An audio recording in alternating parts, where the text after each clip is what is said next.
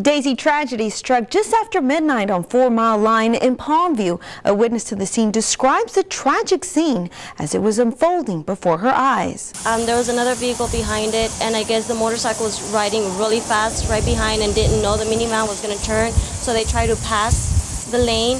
And at the moment that the minivan was turning, there was a strong impact with the motorcycle.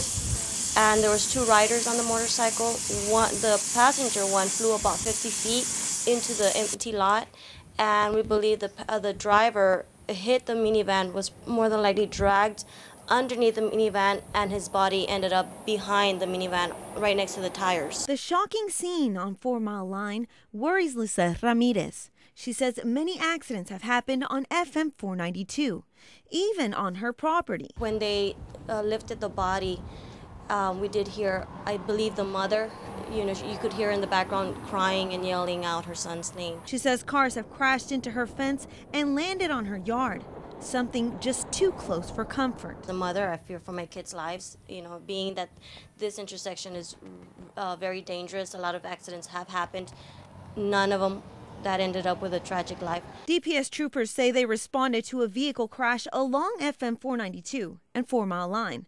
The motorcycle and Voyager were traveling southbound on FM 492, the Voyager directly in front of the motorcycle, when the driver of the Voyager made a left turn onto 4 Mile Line.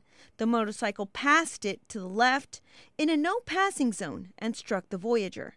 19-year-old Francisco Ruben Garcia died at the scene. His male passenger was airlifted to Valley Baptist Medical Center in Harlingen. We came back to the deadly scene where we witnessed family members searching for belongings that belonged to Francisco Garcia. He had his whole life ahead of him, a whole life ahead of him. He was barely going to start living, and for his life to end so tragic like that, it's sad. It's really heartbreaking.